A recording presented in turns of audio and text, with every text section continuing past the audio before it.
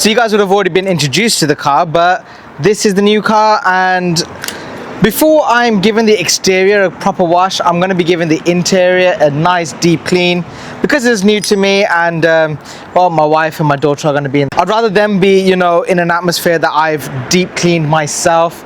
So before I clean the exterior, I'm going to give the interior that deep clean. So let's go and close this garage up. I'll be honest, I don't even know what it is about the car, but I'm so excited to own this. One, the fact that it was so cheap. Two, the fact that it's an estate. I'm finally owning an estate, and I've been craving one for a long time, so it feels nice to scratch that itch.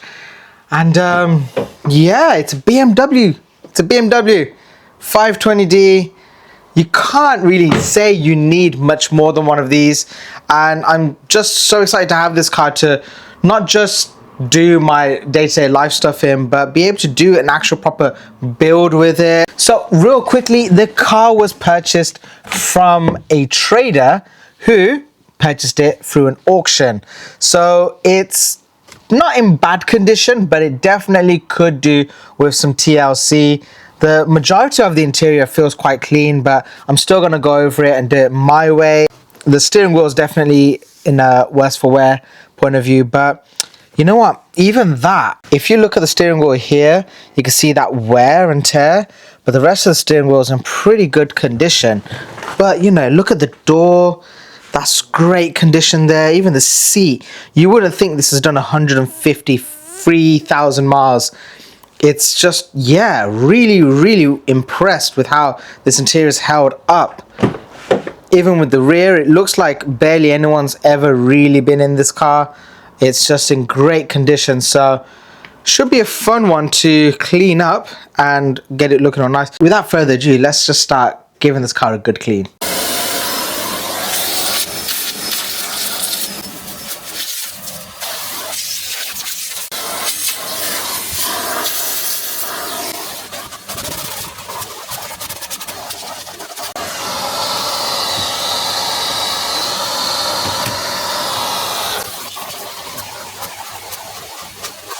Hi. Okay. Hi, everyone.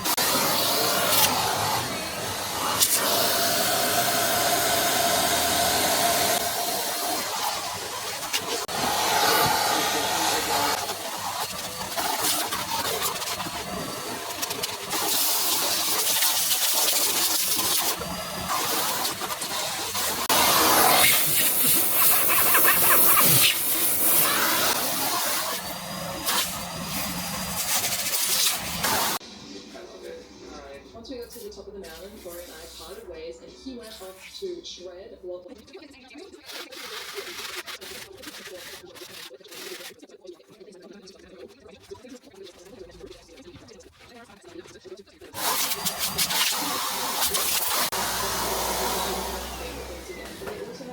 To my snow gear before heading out to do some snow tubing. Corey was shredding once again, and I tried something new. This was so fun. I was a little nervous, but look how fast they're going. They were swinging me around. So if you don't see a snowboard, there are some you could ever want.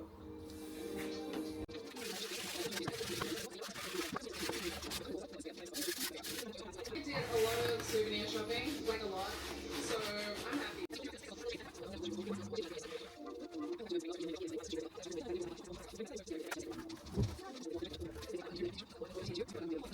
I just finished. It was like 20 minutes long.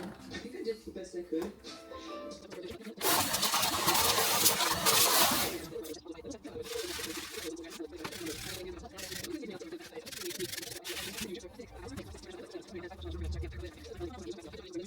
The Gigon from Matsuya.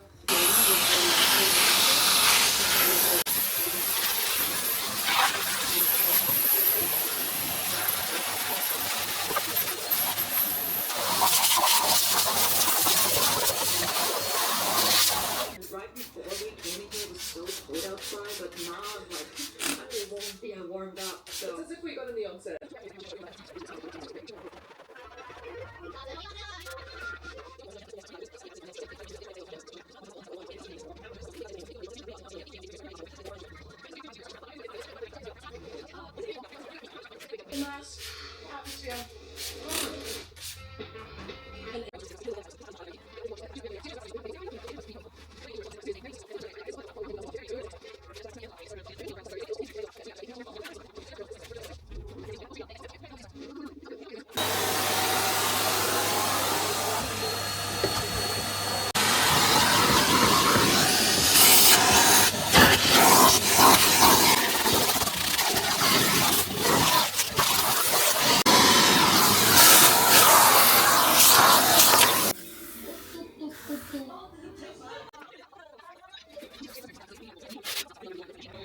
time. Food and people and onsen, everything. 2 hours later, when we stepped outside, we were blown away by what we were. Anyone wondering, went to the butterfly garden with my family and we had to get stamps. So yeah, this isn't normally on my hand.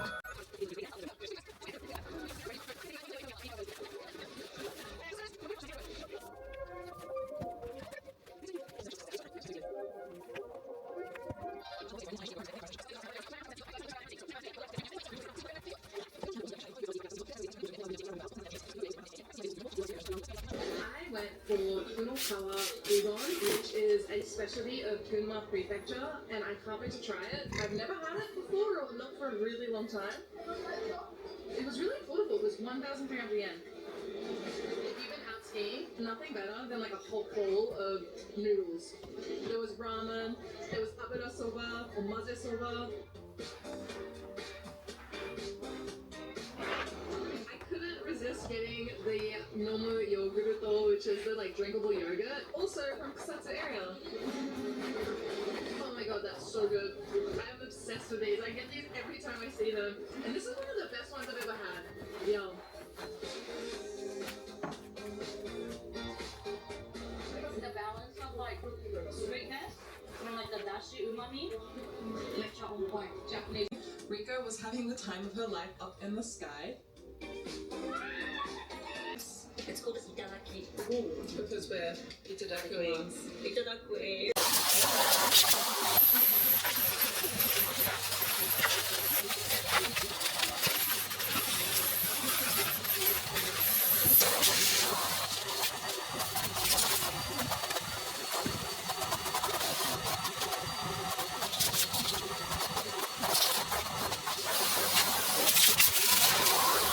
And camera gear, because filming in 4K uses a lot, but I can't handle taking cables with me that just get lost and tangled up. So this is my favorite feature. With but one spot that was a little bit touristy is called Wife and Husband. I didn't plan to come here, but like reserve because it was that popular.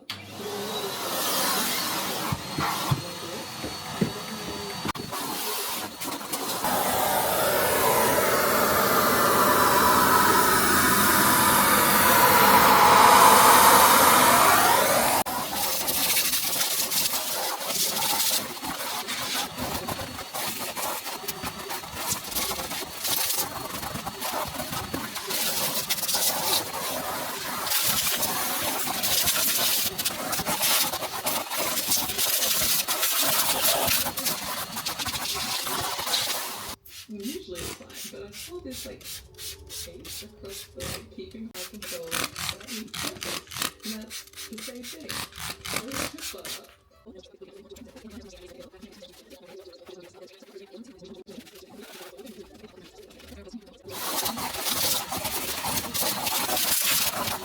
absolutely love soba. It's one of my favorite Japanese dishes because it's really light and refreshing.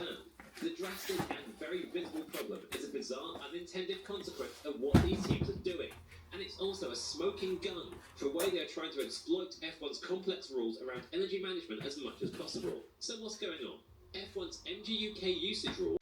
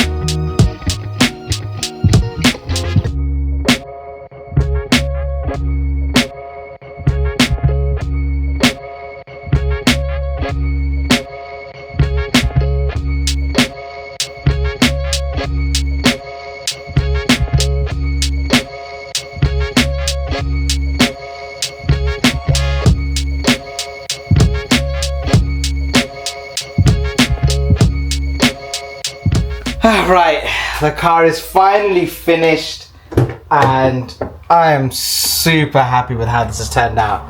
Everything about the interior just feels nice and fresh again, and I will be coming around to doing more work to this interior in the future. Obviously with my other business, I do all the ambient lighting, so this car will be getting some of that treatment. And yeah, it's just really come out nice. Now, being that it's at 153,000 miles on the clock, honestly, apart from the steering wheel, the only other bit of anything on this interior that shows some wear is just this part here on the bolster. So there, here, and this part here just on the steering wheel. Other than that, it looks great. I will be replacing this piece in the future as well because that's clearly been damaged. I'm guessing door's been closed whilst the seat buckle was still there, and yeah, that must have damaged it.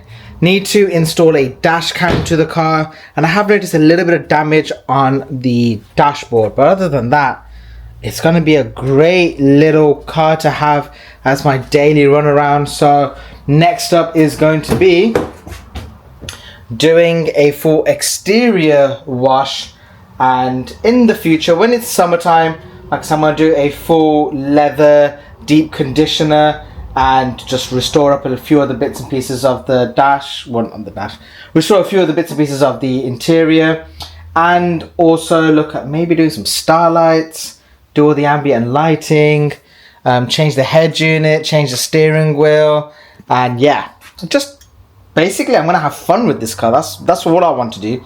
I just want to be able to enjoy it and just experiment a few other things and see how I can actually make it more unique to me. Now there are a couple of things that I've ordered for the car. I've noticed the middle, like, I don't know what's happened to it. The seat belt has just been destroyed, and the rear vent is broken and stuff, so I've ordered them. I've got to order a new cover for that center console ashtray cover. But a couple of other things that I want to order for the car is going to be brand new floor mats. I feel like that really refreshes the car when you're inside of it, especially when it's new to you, and they're fairly inexpensive.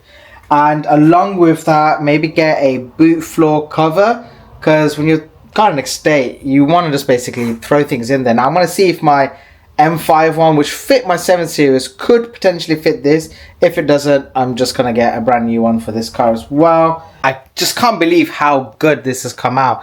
And along with all of that, did you see how much rubbish there was underneath the back seats? Now, because I work on interiors a lot, I had the confidence to just rip that up and just clean it, because I knew that it's the one area that nobody ever really does clean when they sell a car. It's just always going to be left behind. But you could tell there how important that is to just lift up and give a clean, especially if you bought a second-hand car. So be sure to subscribe. I look forward to seeing you in a future video. And here we go with Project F11. Anyway, everyone, peace out. Bye.